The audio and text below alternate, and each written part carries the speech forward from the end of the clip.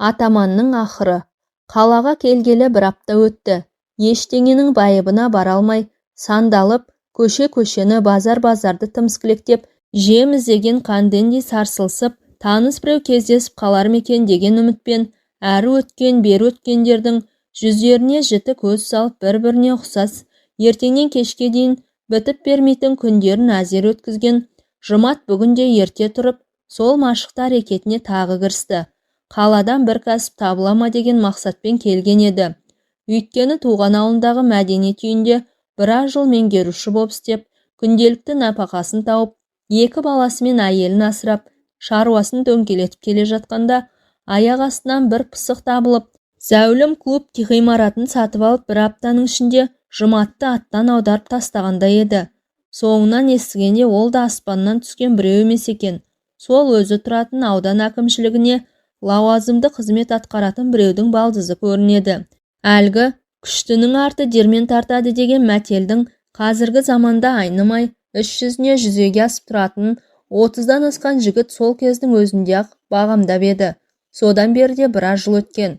Қаладан оқу бітірем, әмбе ауылдың ең әдемі ғимаратының тізгінін бірнеше жыл ұстап келген Жұматқа бұл соққы өте ауыр тиді. Ауылдың да өз тіршілігі бар еді.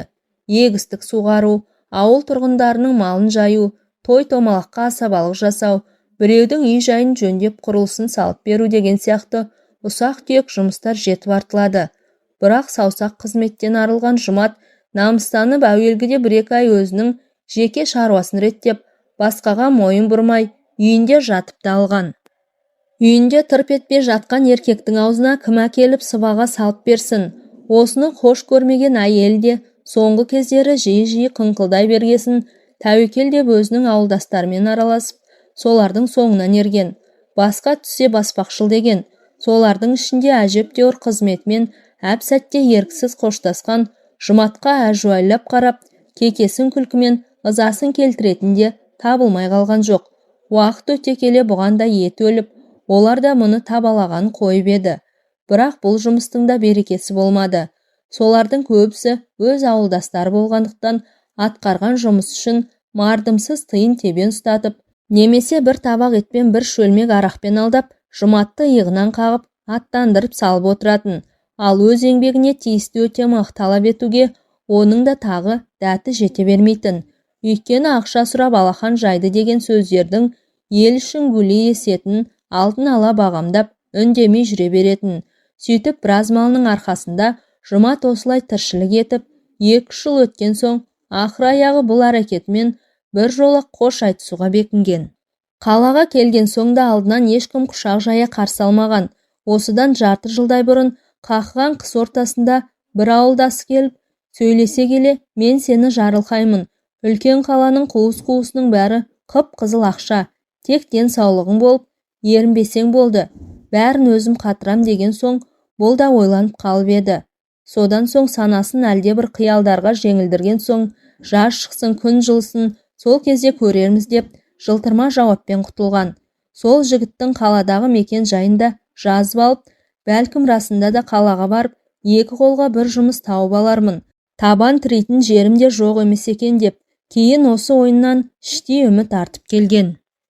Міне шаһарға келісімен сол жігіттің тұратын үйін іздеп барып еді. Маңдайы тасқа тигендей пәс көңілмен кейін шегінді. Міне шаһарға келісімен сол жігіттің тұратын үйін іздеп барып еді. Маңдайы тасқа тигендей пәс көңілмен кейін шегінді. Көзі шеңірейген, мосқал орыс, остендер неменеге маза бермейсіңдер? Олардың бұл пәтерден кеткеніне де 2 ай болды. Ендігәрі есігімді ашпаңдар деп, жекіп Жұматтың танауынан астынан есікті тарс еткізіп жауып алған. Содан тауы шағылып, тауаны қайтқан бұл бірден ауылға қайтадан тартып кетуге намыс жібермей, көше-көшені аралап, сол ауылдасы бір жерден жылт етіп кездесіп қалама деген оймен келе жатыр еді. Кенет көше бойынан пәтер берем деген қағаз ұстаған бір әйелді кездестірді. Қалаға келген адамның ойына алғаш келетіні асқазанның қамы емес, жататын орын екені белгілі ғой. Жұмат жолым болатын болды ғой деп ішінен қуанып кетті. Жүзі бал-бұл жанып, әлгі әйелге жақындай берді. Сәлемдесіп алған соң, бірден сауалға көшті. Пәтеріңіз қай ауданда деп, бірден оның құнын емес, орналасқан жерін сұраған. Әйелде клиент таптым ба дегендей екі көзін бағжаң еткізіп, бағанадан бергі сазарған жүзін лезде жұмсартып, жымың ете түсті. Ой інім, тура осы орталықта. Осы жерден 2-ақ квартал, көк базарға тиіп тұр. Жұматтың бұл сөздерді естігенде, тіпті төбесі көкке жетпей шақ қалды. Маған да осындай пәтер керек еді ғой. Мынау деген ғажап қой деп, қасаңсып келе жатқан жүзіне қан жүгіріп, өзі де қуаныштан қалай жымиғанын байқамай қалды. Жатар орнын алдына тосып тұрған, әдеміше келген қара торы әйелдің бетінен сүйіп алғысы келді. Жүргенге жөрге мінеді деген осы ғой. Барлық жағдай бар ғой. Әрине бауырым, не керектің бәрі бар. Телевизор, газ, ыстық су, суық су, ванна, ас үй, кереует деп әйел тізбелеп әкетіп бара жатыр еді. Жұмат бұл пәтерді менен басқа біреу көлденең килігіп алып кетеме деген қауіппен айналасына алақ жұлап қарап алған соң әйелге «Кеттік, ендеше маған осындай пәтер керек еді» деп оны жүруге ыңғайлады. Әйел бір нәрсеге түсінбесе керек. Ілби басып жігітті өзімен бірге ертсе де, оның келбетіне алаңдай қарай берді. Жүзінде бір түйткілдің, сауалдың нышаны бар. Бірақ жігіт оған сенімді көрінді. Бір басына жететін қайраты, айтқан сөзінен ағат кетпейтін табандылығы бар екенін байқағандай. Сондай-ақ әр сөзге сенгіш аңғалдығының бар екенінде әйел іштей пайымдап келе жатты. Әйел үйге таяй бергенде Жұматқа тосынан сұрақ қойды. Сіз пәтердің бағасын неге сұрамайсыз? Пәтер снимать ететін адамдар бірден оның құнын сұраушы еді ғой деп әйел күліп жіберді. Барып көрген соң келсем бе деп ойлап едім. Өйткені көріп білмей жатып қалай сұраймын деп Жұмат та ыңғайлы пәтердің жан қинаймай табыла кеткеніне әлде қуаныш деді. Ал оның құнын әзірше шатағы жоқта ерсілі-қарсылы өткен адамдардан уәдеге бөктірген ауылдасының жүзін кездестіріп қалам ба деген үмітпен алақ жұлап қарап, енді ғана әйелдің өзіне қойған соңғы сұрағын санасынан терең зерделеп шыққандай-ақ оған жалт қараған. Бұл сәтте олар подъезге де келіп кірген. «Я, кешіріңіз, пәтеріңіз қанша тұрады? Енді пәтер құнын сол пәтерге кіргеннен соң айтамын» деп әйел де қырсыққандай сазара қалды. Оның жүзінен тағы да алтын уақытымды босқа жоғалттым ба деген сұрау өзі жатқан. Өйткені бұл әйелдің де пәтер саудалап жүргені жалғыз бүгінгі күні ғана емес еді. Екеуі 3-ші қабатқа көтеріліп келе жатыр еді. Алдарынан бір қара мысық мияулай қарсы алып жолдарын кесіп өтіп, төмен қарай құйрығын көтеріп жосыла жөнелді. Жұмат мысық даусынан тіксініп қалды. Қазақ мұндайға мән бермеуші еді. Арты тыныш болсын деді, ішінен күбірлеп. Бір бөлмелі пәтердің іші мұнтаздай таза екен. 2 кісілік кереует, теледидар, шарайна, сервант, киім ілетін шкаф, осы бөлменің бар жиһаздары өз орындарын тауып, әдемі бір келісімділікпен кірген қонақтың жүзіне жылылық сыйлайтындығы бірден көзге көрініп тұр. Жұматтың да іштей мерейін үстемделете түсті. Ас үйді де қош көңілмен қарап шықты. Мұнда да керек жарақтың бәрі өз орындарын тапқан. Айналып келіп ваннаға ауысты. Онымен бірге еріп жүрген әйел де пәтердің орналасушыға ұнаған іштей сезіп үндемей жүр. Тек Жұматтың қойған қысқаша сұрақтарына шолақ жауап қайтарып, әйтеуір жігіттің қаржы мәселесіне қашан ойыстайтынын іштей ойлап, істің соңын күткендей анда-санда Жұматтың жүзіне сынай қарап қояды. Пәтеріңіз маған ұнады апай деп, 40-тың ар жақ бер жағындағы әйелге күлімсірей қарады. Сіз жалғызсыз ба? Иә, жалғыз тұрсам несі бар? Жұмақ сұрақтың төркініне түсінбей, әйелге сауалды жүзбен қарады. Жай айтам ғой, ақшасын төлесеңіз тұра беріңіз. Енді тегін тұрмайтынымыз белгілі ғой деп, жігіт те жорта күлімсіреді. Сонда қанша дейсіз? 10 000 теңге. Жұмат іштей қуанып кетті. Өзі орталықта болса, көк базарға таяу орналасса, бұдан артық онда қандай пәтер керек еді? Жағасы жайлауға, көкірегі кернейге тіреліп, жүзін қуаныштың күрең лебі шарпып өткен жігіт қалтасынан тұтас 10 000 теңгені алып, әйелге ұстата берді. Рахмет деп жүзін тайдыра беру мұң екен, әйел төтесінен тағы бір сұрақты қойып жіберген. Ертең пәтерді сағат қаншада босатасыз? Босатқаны қалай? Мен сізге ақша төлеп тұрған жоқпын ба бір айға? Әйел, мынаның есі дұрыс па, өзі қайдан келген пәле бұл? Мені алдайын деп тұрған қулардың біреу ме деп, Жұматқа сенімсіз көз тастап, қабағын түйе, даусын зорайта сөйлеп кетті. Ой іншек, қалада тура мына өзің ауасын жұтып тұрған Алматыда айына 10 000 теңге төлеп тұратын пәтер бар деп кім айтты саған? Өзің қайдан келіп едің? Ауылдан. Не сонда күніне 10 мың теңге төлеп тұруым керек пе? Ой, мынаған дауа жоқ екен. Иә, білмесе білмейтін де шығар. Ауылдан келген қайыршыларға бұл да қыруар қаржы болып көрінетін білеміз. Қой, мұнымен тәжікелесетін уақыт өткізіп тұрғанша орныма қайтадан ыстайын. Ол жерде де мен сияқты пәтер берушілер аз емес. Сыртына қарап қалтасы қалың біреу ме деп қалғанымды қарашы. Ендігәрі бәрін де сол жерде шешіп алмасам болмайды деп ойлап, үлгерген әйел аяқ астынан бұртиып, екі шажым сызылған маңдайын түйіп алды. Әйіншек, сен не өзі мұнда коммунизм іздеп келгеннен саумысың? Қай ауылдан келдің? Қалаға көптен бері қатынамағаның көрініп тұр. Бұл жерде аттап басқаның ақша алады, тіпті суға дейін сатулы. Қарай көр, 10 мың теңге беріп бір ай жатам дейді. Ой, қандай пысықсың, деп әйел кекете күлді. Қой, сенімен тәжікелесіп тұрғанда уақытым өтіп кетер. Маған да табыс табу керек. Мә, мынау 10 мың теңгең. Пәтер ұнап қалған соң Жұматтың да шыққысы келмеді.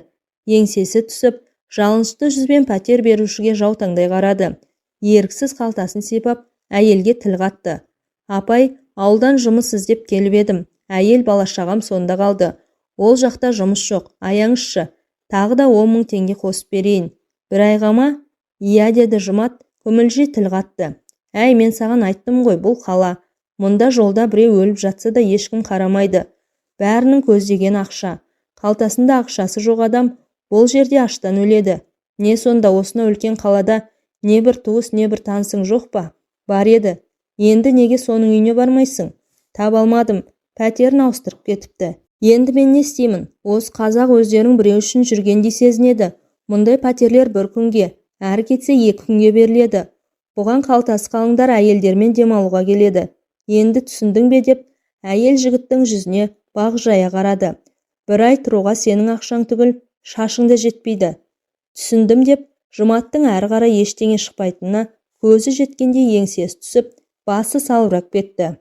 Әйел жігітке ойланып біраз тұрды. Қулық жасап тұрмағанына көзін жеткізіп іштей аяпта кеткендей. Сен былай істе бауырым, мына жақын жерде пәтер ұсынатын жер бар. Оны жетім бұрыш деп атайды. Мүмкін оны өзің де білетін шығарсың. Менің саған беретін көмегім сонда бар да, бір айға жалға беретін пәтер ізде. Мүмкін қаланың алыс бір шетінен арзан бірдеңе тауып аларсың. Ал енді сенің қалтаңмен орталықтан арзан пәтер тауып алам деген үмітіңді бір жолата өз. Бұл әншейін бос қиял. Сол жетім бұрыштың қонақтары да өзің сияқты қазақтар. Бәлкім біреумен біргіп, жолыңда болып қалар. Жұмат ақшасын қайтарып алған соң, әйелдің соңында қалдырып жақын жердегі жетім бұрышқа қарай жылжыды. Біраз жыл ішінде қалада қатты өзгеріпті. Зәулім үйлер, неше алуан дүкендер, мейманханалар іске қосылып, өзіне бұрын таныс болған кейбір ғимараттардың сырт келбеттері өзгеріп, адам танымастай қалыпқа енген. Бұрын Горький көшесімен машиналар жүріп жатушы еді, енді олай жаяу жүргіншілердің жолына айналған. Оны жібек жол деп атайды екен. Бұған Жұмат алғашында қуанып қалып еді. Бірақ кейбір жат жұрттықтар оны өздерінің тілдерінде Арбат деп аударып алғанына іштей көңіл толмады. Мәскеудегі Арбатты Алматыға әкеліп келудің қажеті қанша болды екен. Әйтеуір осы орыстардың қашан болса да, қайда жүрсе де өктемдіктері қалмайды екен деп Жұмат еріксіз күрсінді. Содан соң сол көшенің ортасына қыстыра салған дәу дүкенді көріп, тағы да ішінен басқа жер құрып қалғандай мұнысы несі деп таңданды. Маусым айының аптабы уақыт өткен сайын күшіне еніп, ыстық пен газдан уланған ауадан Жұматтың жүрегі айнып құсқысы келді. Көлденең көп жүргіншілерден ыңғайсызданып, өзін-өзі тежей жетім бұрышқа да жетті. Бұл жер оған да бұрын таныс еді. Бірақ ол кезде оның айналасындағы көшелерде машина шоғыры аз, адам нөпірі де кемшін болатын. Жетім бұрыштағы құжынаған халықты көріп, тағы да іштей мүжіліп, бір уақыт тауы шағылып, тауаны қайтқандай болды. Иә, жаңағы әйел айтса айтқандай-ақ екен. Әр жерде басқа ұлттардың өкілдері жылт етіп көрініп қалғанымен, жуан нөпірдің негізін құраған өз қандастар екен. Міне солардың біреуі болып, Жұмат та өз оттарын тапқан қойдай жиналған жұрттың ортасына кіре берді. Әуелі жан жағына қарап, біреудің таныс жүзін іздегендей тас дуалдың қабырғасында тұрған ерсілі-қарсылы жүрген адамдардың беттеріне іздер сала қарай берді. Жүргенге жөрге мілінеді деген осы ғой. Осы жерде 3-4 сағаттай уақыт айналсоқтай жүріп, қарны ашып ыстықтан әбден сілесі қатқанда барып, Пәтер беретін біреуді жолықтырды. Бағана тасқа тірелген басы ұсынылған пәтерде бірден келсе кетпей, әуелі құнын содан соң қайда орналасқанын сұрастырды. Рас, қала ішіндегі пәтер құны шарықтап тұр екен. Миығынан күлген қулар жеті атасының құнын сұрап беттері бүлк етпейтініне Жұматтың ызасы келген. Ойлап қараса, ауылдағы үйінің құны бар болғаны мұндағы пәтердің 2-3 айлық құны екен. Не деген масқара. Бірақ елден жырақта шығып кеткен соң, қайтадан түк бітірмей сүмірейіп, ауылына жетіп баруды тағы ар санаған Жұмат, жетім бұрыштан жетімнің кебін киіп кетпеудің жолын қарастырып, соңына дейін күтуге бел байлады. Не де болса ақырын күтейін. Иә, айтқандай-ақ, жаздың күні еңкеюге таяғанда қолына қарға сағынғандай болды. Бір мосқал ұйғырға кездесіп екеуі шүйіркелесе қалды. Бір адам іздеп жүредім, жалғызсың ба? Иә, жалғызбын. Қалаға жұмыс іздеп келіп едім деп, Жұмат та елең ете қалды. Менің пәтерім қаланың батысында, бұл жерден қашық. Бірақ қаланың көліктері жиі қатынайды ғой деп шал Жұматқа сынай қарады. Арақ ішпейсің бе? Жоқ ағай, дүниеде арақтан жек көретінім жоқ деп, Жұмат та анау айнып қалама дегендей оған жәутеңдей қарады. Әй қайдам, сендердің ағайындардың о баста тазамыз деп алады да, орнығып алған соң бастайды ғой деп, ұйғыр шал басын шайқады. Өзіңе қарағанда жігіт сияқтысың. Семен қайда? Ауылда қалды. Осы жақта жұмыс істеп жүргендердің көбісінің семьялары ауылда тұрады. Онда менің шаруам жоқ. Тек уақытында пәтерақын төлеп, арақ ішіп тынышымызды алмасаң болғаны да, барып көремін десең, еріп жүрменмен. Аға айына қанша төлеймін деп, Жұмат шегелей сұрады. Бағанаға әйелмен болған оқиға лезде есіне түсіп, аз кем тартыншақтай қалды. Айына 20 000 теңге, жеке времянка. Қазір жаз ғой, от жақпайсыңдар. Жұмат айына қанша ақы төлейтінін естігенде ішінен қуанып та қалды. Ал жүріңіз ендеше деп, жігіт шалдың алдына түсе берді. Түбегейлі шештің бе деп, ұйғыр шал Жұматтың бетіне үңіле қарады. Менің мұнда қайта-қайта келе беруіме уақытым жоқ. Үйіміз орталықтан тым алыс дедім ғой. Тәуекел тұрам аға. Пәтер іздеп шаршайтын болдым. Аяқ суытып шай ішетінде мұнда ешкімім жоқ деп, жігіт ағынан жарылған соң, шалдың да көнбеуге амалы болмай, кеттік ендеше. Ұста такси деп бұйырғандай болды. Қала көшелеріндегі машинада қисап жоқ екен. Жылжи тоқтап, бұлар 2 сағатта межелі жерге әзер жетті. Таксидің құны да уда екен. Жұмат таксишінің сұраған 1000 теңгесін беріп, екеуі қаланың батысында орналасқан Дружба елді мекеніндегі бір көшеден түсіп қалды. Иә, алыс бекен, танысып қоялық, менің атым Абдолла. Осында 40 жол бойы тұрам. Кезінде Жаркенттен көшіп келгем. Қазақтар арасында тұрған соң қазақшаға судаймын. Менің атым Жұмат. Дұрыс екен. Мұндай атты бірінші рет естуім. Бірақ атта тұрған не бар? Самый главный, арақ ішіп мас болмасаң болды. Ондайым жоқ аға. Абдолла еңсесі биік темір дуалмен қоршалған күрең үйдің алдына келіп, екеуі ішке енді. Ауласы кең, таза екен. Бір бұрышта иттің үйшігі орналасыпты. Бұларды көрген дәу қарақасқа овчарка, бұл кімдер болды екен дегендей, үйшігінен қыңсылай шығып, иесін көрген соң, керіле есінеп қайыра жатты. Үйшіктен тартылған сым келесі бұрышқа дейін созылған. Үй иесі шынжырланған итті түнде ғана осы сымның бойымен бос қоя беретін сияқты. Әйтпесе тағы да болмайды. Қалада ұры қарақшылар аз ба? Тайыншадай нан итті көрген соң, дуалдан секіруге кімнің батылы барады дейсің? Жұматтың ауласында иті бар. Бірақ нандай азу алты қарыс адуынды емес. Әйтеуір ауылдың орташа келген маңғаз төбеті. Бөтен адамдарды қалт жібермейді. Өйткені ауланың түкпіріндегі жабық қорасында біраз ұсақ малы мен 2 сиыр тұрады. Ал Абдолланың ауласында мал иісі білінбейді. Қала болған соң мұнда мал ұстауда қиын. Әмбе оған рұқсат та жоқ. Жұмат осы қағидаларды сана елегінен өткізіп ішінен маған бәрібір емес пе деді. Шал Жұматты қарама қарсы орналасқан 2 жатақтың өзінің үйінің қатарындағы ақ қабырғалы қара есіктісіне алып келді. Есіктегі үлкен ақ құлыпты ашып екеуі ішке кірді. Ауыз бөлмесі мұнда тұратын тұрғындардың ас ішетін орны болса керек. Газ ошақ, қабырғадағы жиналған ыдыс-аяқ, 6 адамға арналған стол осыны аңғартады. Негізгі бөлменің ішінде 6 төсек орналасыпты. Жұмат ішінен осы төсектердің біреуі менікі болды ғой. Жарайды, босқа сандала бергенше орналаса берейін.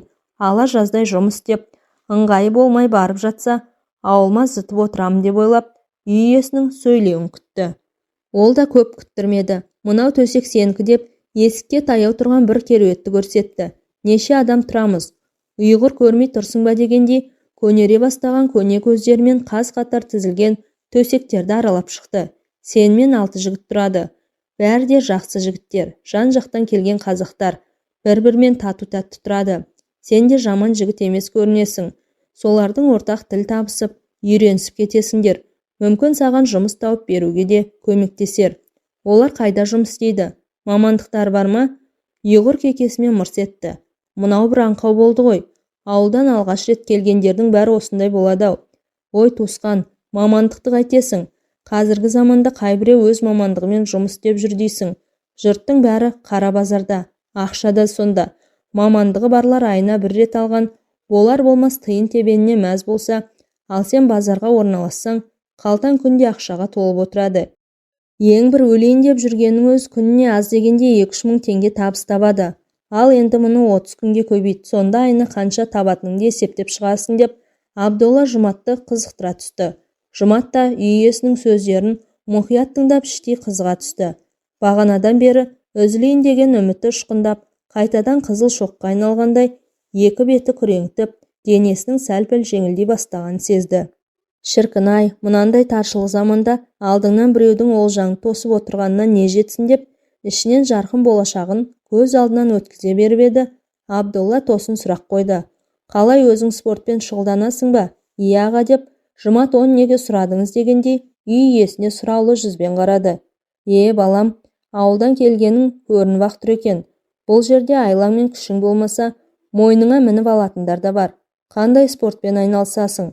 Бокс, күреспен.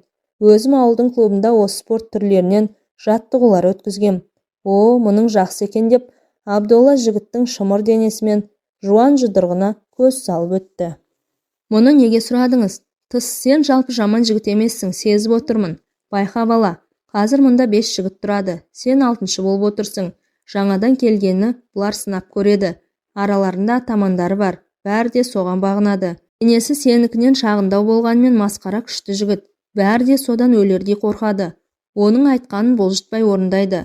Күшті болғаны қалай деп, Жұмат шалдың сөзін бөле сұрақ қойды. Оның енді қандай спортпен шұғылданатынын білмеймін.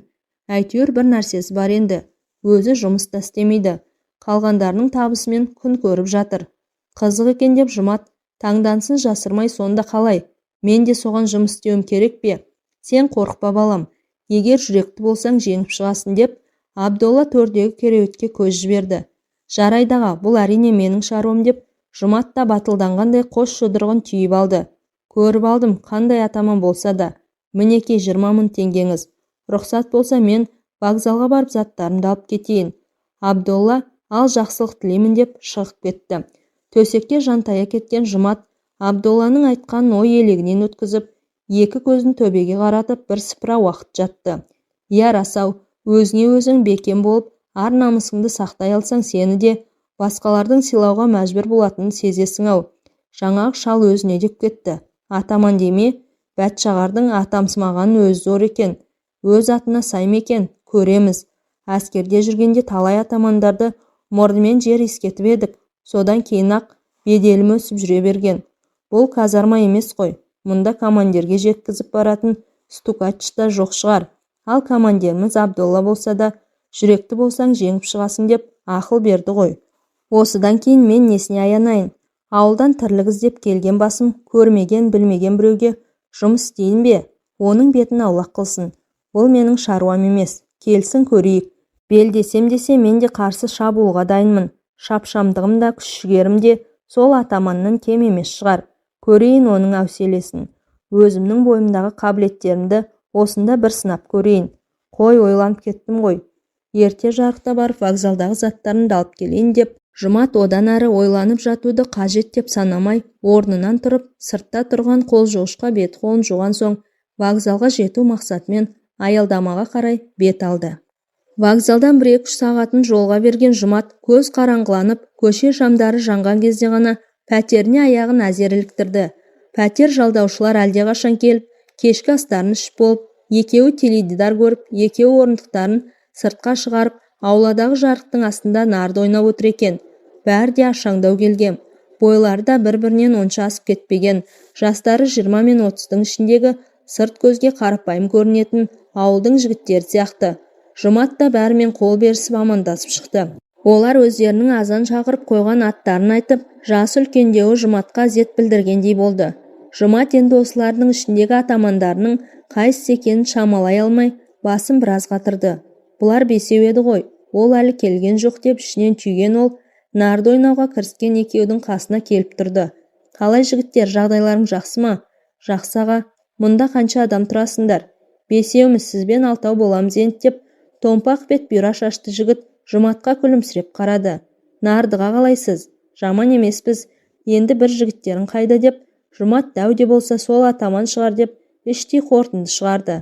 Атаманның келетін уақыты болып қалыпты ғой деп, бұйра бас қарсы отырған жүзі сарғыш келген дөрде ерін серігіне қарады. Ақшасын санап столдың үстіне қойдық.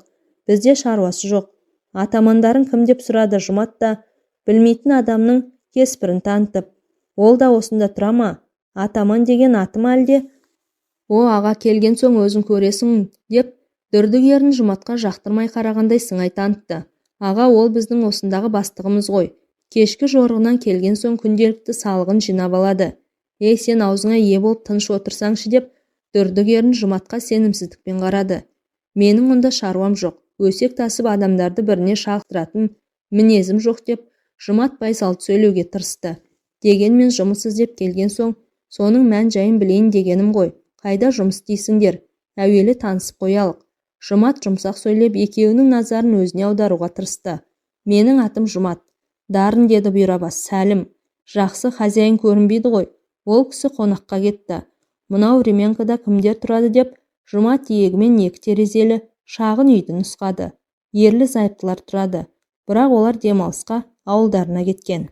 Жігіттердің базарда арба сүйретіндерін Абдолладан сұрап алған соң, ол тақырыпқа қайта оралуды қажет деп таппады. Жұмат ауланың түкпір жағындағы топталы өсіп тұрған жеміс ағаштарын бетке алып солай қарай аяңдады. 20-дан астам жеміс бар екен. Алма, өрік, алмұрт, 2-3 ағаш жаңағы өздерінің нән келбеттермен басқалармен өзгешеленіп шеткі дуалға жақын жерде бой көтерген. Жұмат ағаштардың ортасындағы 3 кісілік отырғышқа келіп отырды.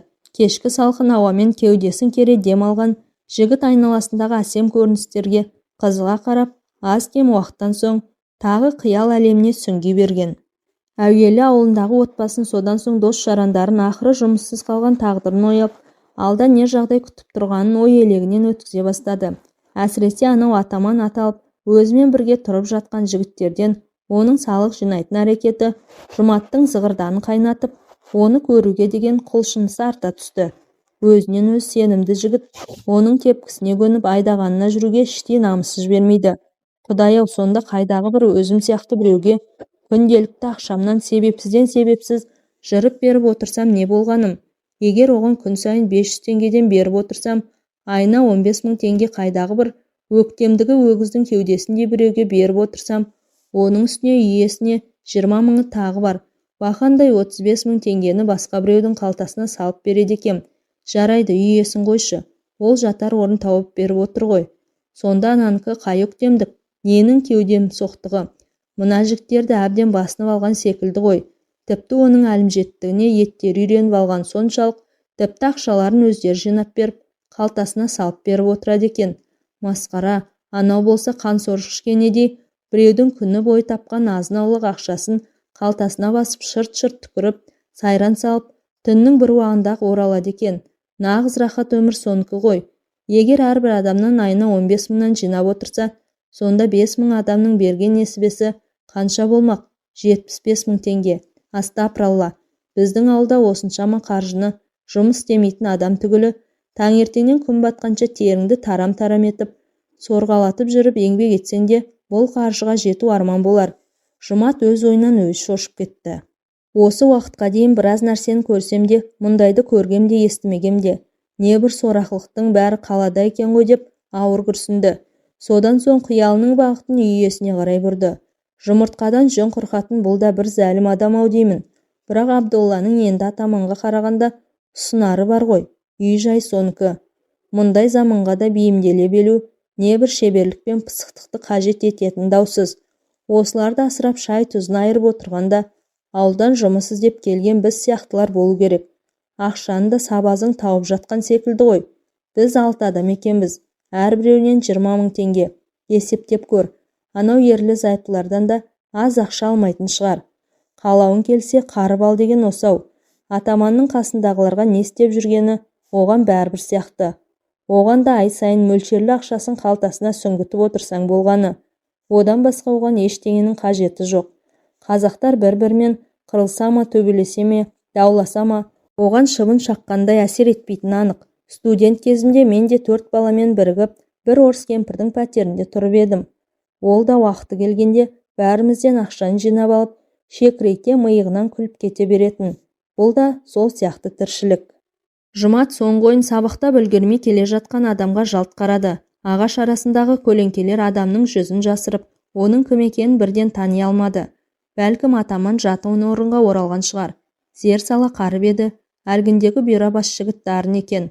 Ауланың оң жақ бұрышында орналасқан 4 бұрыш ағаш қорапқа қарай кетіп бара жатыр.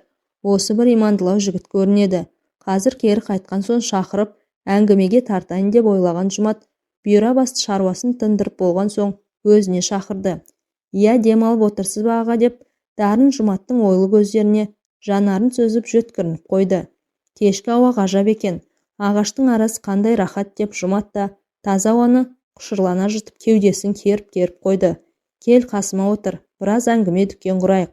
Жұмат өзінің ауылдағы жағдайы туралы, мұнда қандай мақсатпен келген жайында қысқаша мағлұмат беріп өтті. Дарын да өзінің тағдыры туралы қысқаша мағлұмат беріп өтті. Ауылда туып өскен туралы.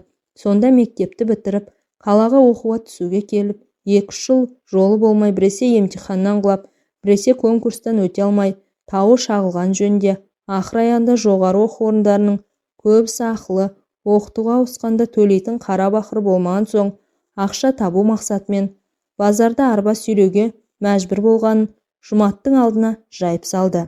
Әкесінің бір кездерде трактордың астында кездейсоқ түсіп, бір аяқтан айырылып мүгедек болып қалған шешесі күйеуінің және біраз малдың қамымен үйде отырғанында жасырмай айтып берді.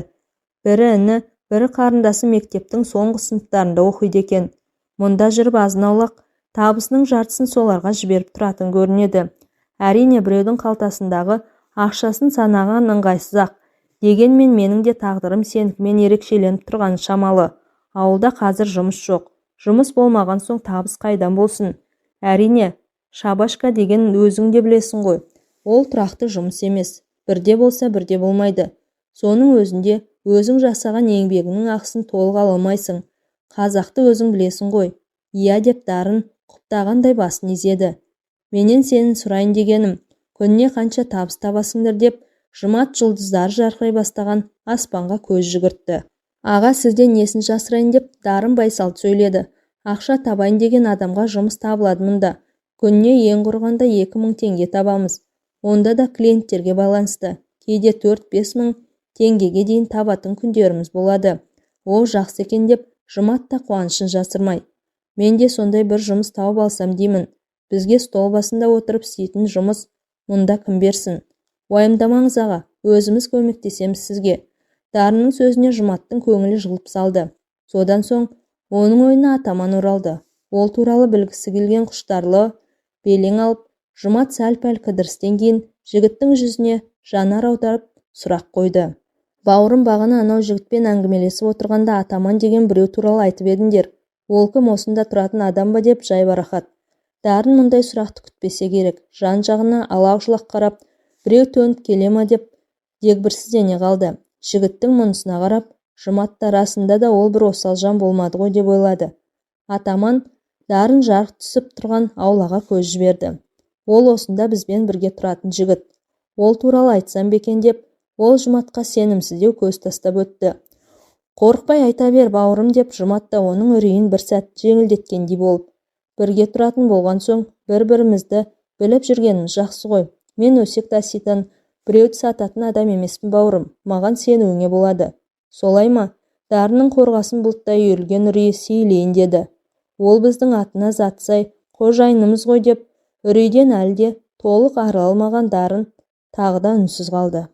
Сіз сұрап отырғаннан кейін болса да шындықты айтайын. Ол мына хозяинның оң қолы. Бізді әбден қорқытып қанымызды ішті. Күніне 500 теңгеден салық жинап береміз.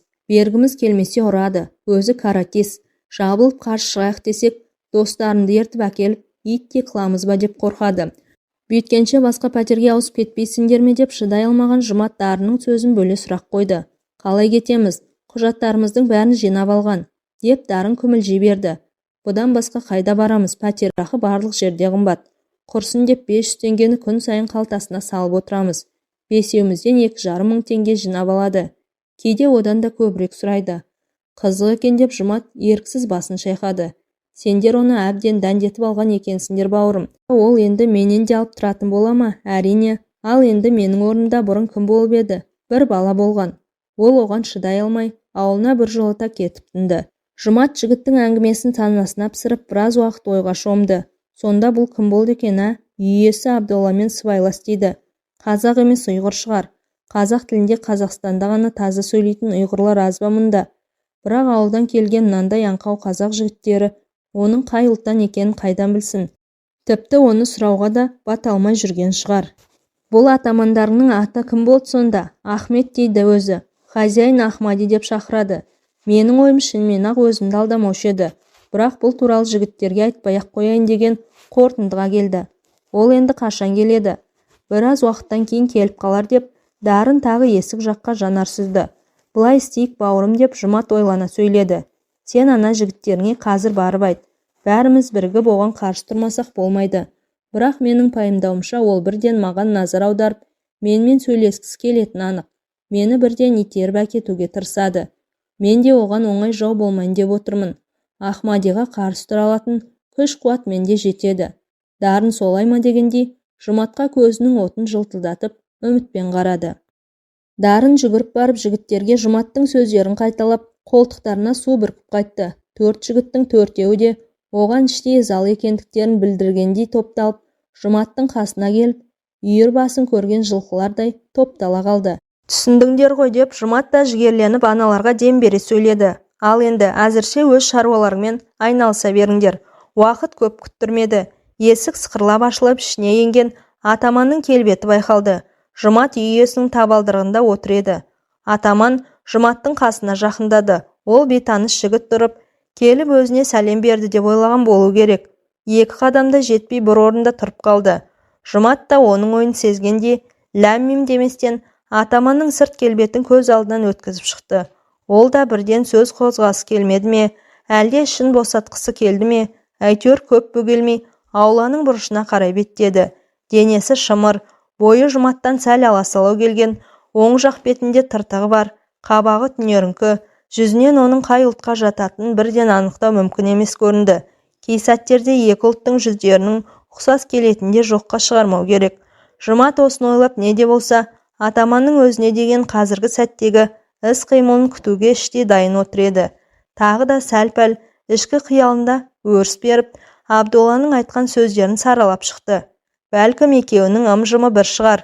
Манағы сөздерді мені алдын ала қорқытып, бірден зәремді алу үшін айтқан шығар. Оның кім екенін алдын ала сездіріп, оған бірден бағына кетсін деген ниетпен менің зәремді алуы да мүмкін ғой. Бәлкім ауылдан келген меңіреу қазақтың біреуі ме деген ойының да болуы ғажап емес қой. Сен маған ұнадың дейді. Ал басқа жігіттердің менен қай жері кем? Олар да қарапайым қазақтың жас азаматтары емес пе?